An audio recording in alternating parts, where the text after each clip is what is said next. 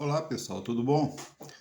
Pois desde a primeira vez que eu lecionei ciência política, ou como se chamava, a introdução à ciência política, eu senti a necessidade de falar de alguns conceitos antes de começar a explicar aquilo que a gente já viu que é o objeto de estudo da ciência política, que é o poder, né? Poder é um objeto complexo.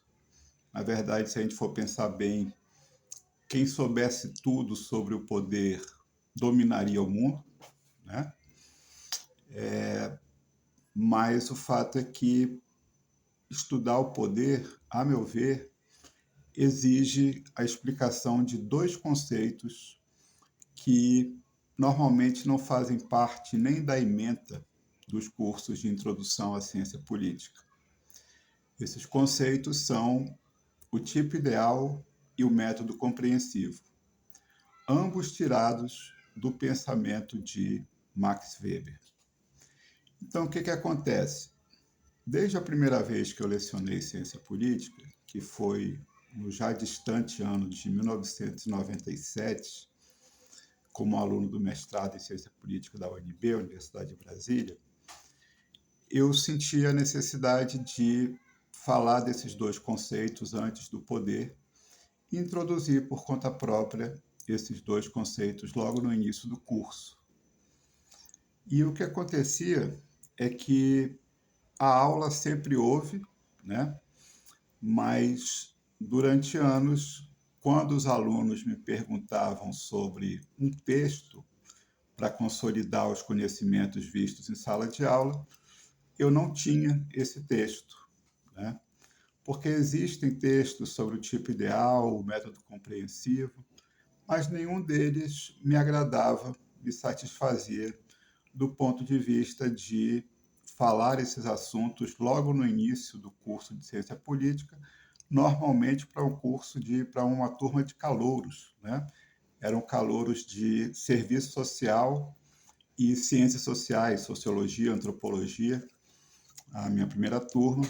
E então, durante muitos anos, eu tinha aula, mas não tinha uma leitura correspondente.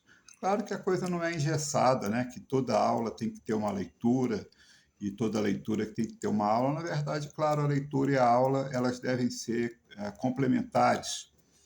Nem tudo que está na aula está na leitura, nem tudo que está na leitura está na aula.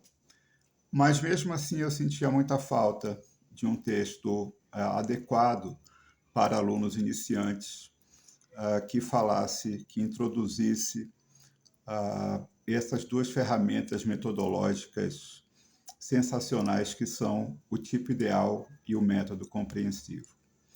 O que aconteceu foi que, de tanto procurar e não encontrar um texto que pudesse fazer par com a aula, eu resolvi escrever esse texto, né? É uma forma orgânica pela qual o conhecimento avança. Você identifica aquilo que tecnicamente a gente chama de uma lacuna bibliográfica e você vai atrás de preencher essa lacuna. Então, lá por volta de 2009, eu escrevi um texto chamado A Ciência Política como Vocação, Metodologia para o Estudo do Poder. Esse texto ele está hoje disponível no site academia.edu, né? Que é um site, uma espécie de rede social para acadêmicos, sobretudo para compartilhamento de artigos, né?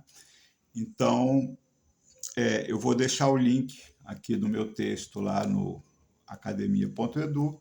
Quem quiser ir olhando logo, é só você jogar no Google Burle, né, que é meu sobrenome, Burle, a ciência política como vocação.pdf. Aí você vai ver que vão aparecer naturalmente alguns textos de Max Weber, né? Porque esse título, A Ciência Política como Vocação, como eu explico na primeira nota das referências do texto, esse texto perdão, exato, o título desse texto, ele é uma referência e uma reverência a Max Weber, né, o grande sociólogo que viveu entre 1864 e 1920. Uma referência no sentido mesmo de uma menção e uma reverência no sentido de uma homenagem. Por quê? Porque o título ele é uma brincadeira, né, quase um trocadilho, com dois textos clássicos do Max Weber, duas aulas magnas dele, que são A Ciência como Vocação e A Política como Vocação, né? Que foram publicados em várias línguas, inclusive no português por mais de uma editora, no livrinho chamado Ciência e Política, Duas Vocações. Então, duas coisas bem distintas, né? A ciência é uma coisa, a política é outra. Isso é interessante, porque, de certa forma, rivaliza com o pensamento de Platão para o rei filósofo, né? Quem deve governar são os filósofos, porque são os mais preparados, né? Era o pensamento de Platão. O Weber ele já parte para uma ideia de que ciência é uma vocação, política é outra, e elas não costumam caminhar juntos, né? Muitos dizem que isso é autobiográfico, porque o Weber ele sentia que ele tinha uma brilhante vocação científica e queria ser político, mas não tinha vocação política. Interessante. Então aí justifica a capa, né, do nosso vídeo, né, a thumbnail, como o pessoal está falando, ou a capinha ou miniatura, né, como também se fala, que tem as fotos de Weber e Platão. Mas a grande conexão entre Weber e Platão, ela não está aí nesse aspecto, está em outro aspecto, porque nós vamos lembrar que Platão valorizava muito o mundo das ideias, né? O mundo onde existe a teoria, os conceitos, as abstrações, e isso vai, com o passar dos séculos, né, de muitos séculos, lá do século V a.C. até o século XIX, início do século XX, que é onde Weber vive, isso vai desembocar no chamado tipo ideal weberiano. Né? Tipo ideal weberiano. Mas aí já é assunto para outro vídeo. Isso aqui é apenas um corte, né? Apenas uma dica.